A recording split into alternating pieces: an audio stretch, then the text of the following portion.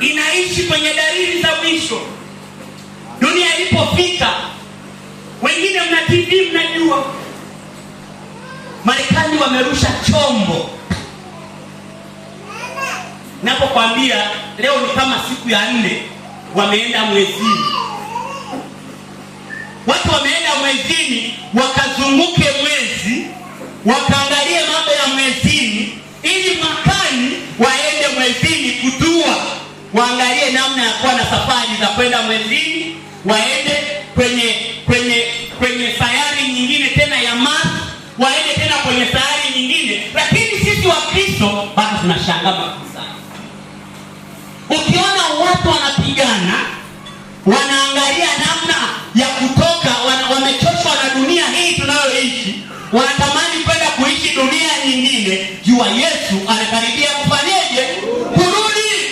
Watu wamechoshwa na dunia, wameona maisha ya humu duniani hayafai.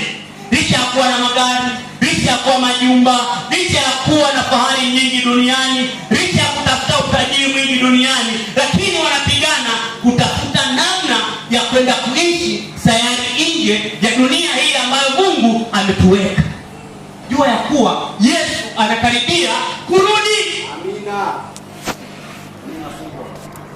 Mungu asaidie sana. Kwa Kristo lazima tuamke, tusimame ule upendo Yesu ambao aliuonesha, akaja. Ilifika mahali Yesu akaenda akasema, akaenda mlimani, Bwana, kama si mapenzi yako, naomba kikombe hiki kiniepuke. Akarudi mara ya pili akasema, Bwana, si kwa mapenzi yangu, kama ni mapenzi yako na itimie ndani yangu. Anakuta wanafunzi wake hamkuweza kukesha hata risali moja.